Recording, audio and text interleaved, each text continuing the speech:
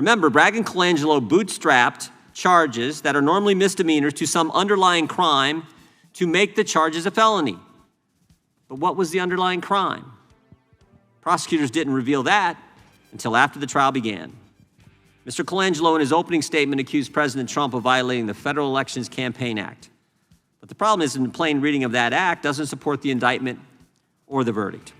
As Commissioner Smith stated, allowing this prosecution to go forward and the ultimate jury decision threaten the enforcement procedures established by Congress under the act and stretch the meaning of the statute in such a way as to threaten due process of law. It is clear Manhattan District Judge Juan Merchan's decisions, guided by political bias, unfairly prejudiced the outcome of the trial and violated President Trump's due process rights. Bragg's prosecution of President Trump, with the help of Judge Merchan, opened the door for politically motivated prosecutions, and it will not be easy to undo the damage that's already been done. As we have seen, other ambitious prosecutors have followed Bragg's lead and pursued politically motivated indictments against the former president. Rather than debate political opponents on substance, the Democrats' strategy to win the 2024 election is through the use of partisan, lawfare tactics. These politically motivated local prosecutions raise substantial federal interest and potential collusion between federal and state authorities. And that is precisely why we are here today. Alvin Bragg's prosecution of President Trump was personal, it was based on politics, and it was wrong. A hearing about the supposed weaponization of the federal government turned into an absolute masterclass by Texas Representative Jasmine Crockett. I can't even imagine someone bringing a fraud case to the United States Attorney's Office where nobody lost money, there were no victims, and no one was worse off at the end of it. It just makes it laughable, even before you get to steps 2 through probably 20 that make this case really absurd to have been brought to begin with. It wasn't a contribution. If it was a contribution, it wouldn't have been reported until after the election, and no one suffered any losses, and yet they bring this charge against President Trump. I find that just amazing. If that's not political motivation, I don't know, because what other motivation could there be? Yeah, it's really almost inarguable at this point that the motivation for this case was political. It's really, I've never heard a serious argument that it should have been prosecuted otherwise. I know Mr. Wu might have one, but I just haven't heard that, because it seems political from the inception all the way to the end. I just want to level set, because I feel as if some people don't understand how government works, and I don't know how they got to Congress. So, Mr. Wu, I'm gonna need you to help me out, because I don't know that I trust that other people will know the answers to these questions. Number one, how many branches of government do we have? 3.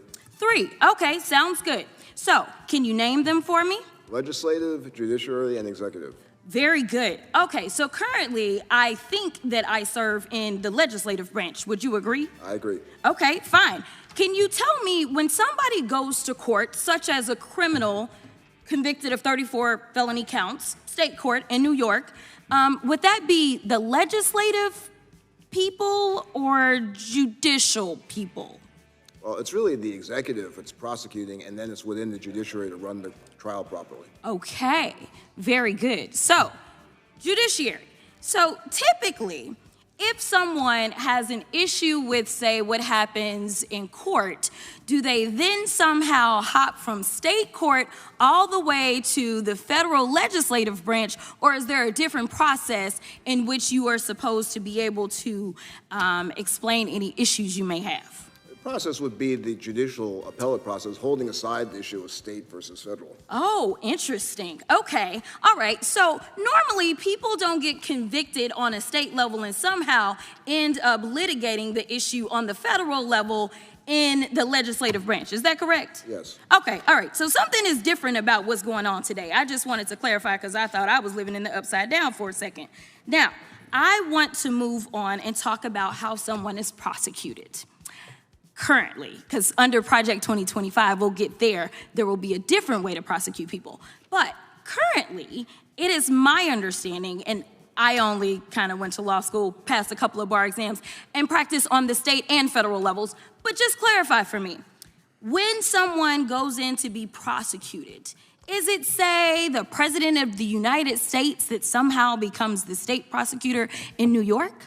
No, absolutely not. Absolutely not, because he's the executor, huh? That's that other branch. Correct. That's okay.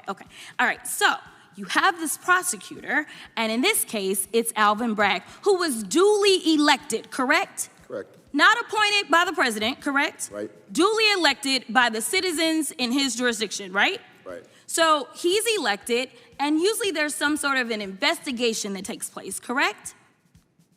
Prior to his election? No. With a case, I'm sorry. Yes, I've correct. moved on. Yes. All right. So the very first part of a case is that we go through an investigation. After that investigation, then the prosecutor usually has what we would consider to be some sort of prosecutorial discretion as to whether or not they want to go forward, correct? Correct.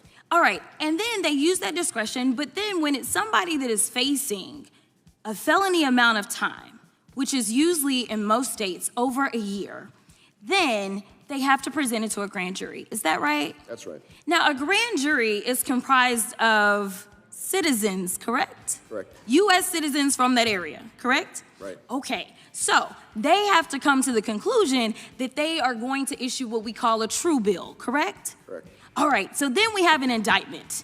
And then there's pretrial motions, there's pretrial hearings, all kinds of stuff, right? Right.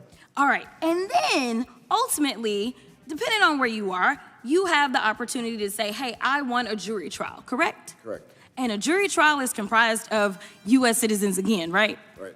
Okay, very good. All right, so can you tell me so far if all of this took place in the case in New York? Yes, it did. Oh, okay. All right, so you get to trial. Now, when you show up to trial and you're facing a felony amount of time, as a defendant, are you not entitled to an attorney? Yes, you are. And your attorney is allowed to pick the jury, they're allowed to present evidence, and ultimately, it is a jury of your peers who decides whether or not you are guilty or not, correct? Correct. And in this case, the 30 as the judge involved too. And in this case, they found him guilty not once, not twice, not 3 times, not 4, not 5, not 6. I could keep going on, but 34 counts were given. So the opinions of these people who were not juries is not what we do in this country. In this country, we have a system in which jurors decide who is found guilty, and if you have a problem with that, you go to the appellate court, which the last time I checked, he was raising money so that he could go to the appellate court and appeal his decision, and they will have the final say-so. Thank you so much. Yes, they will. The gentlelady yields back, and the gentleman from North Dakota is recognized. The GOP use these hearings and meetings like trolls use social media. It is a pointless public exercise meant to feed red meat to the base. And it is frustrating enough watching as someone without any legal training or expertise. But Representative Jasmine Crockett honestly must have the patience of a saint to sit there and listen to all this. And she's right. How is Jim Jordan in Congress if he doesn't understand literally anything about the law? Now, Crockett only briefly mentions Project 2025, but that is the real elephant in the room. If Republicans win this election, the checks and balances currently provided by the 3 branches of government will be decimated, which I think is ironic, considering that if he wins, I don't think there will ever have been less of an appetite from the other branches to even provide any oversight on the White House. The GOP-led House and Senate won't challenge Trump, they never have, and the judiciary will have been almost entirely appointed by him, and it'll be filled with authoritarian toadies thrilled to have Donald Trump as king. Now, SCOTUS has already eroded trust and proved that they're totally partisan, time and time again, but this would be the final nail in the coffin. There is little doubt that SCOTUS is going to extend Trump's newly minted presidential immunity to his insurrection case, and it's already derailed virtually all of the others, so it's looking more and more like the vote is the last weapon we have to avoid this dark future. And here at TDR, we're going to continue to sound the alarm, but thank goodness we have Jasmine Crockett in the House to draw attention on a day-to-day basis to all of this insanity.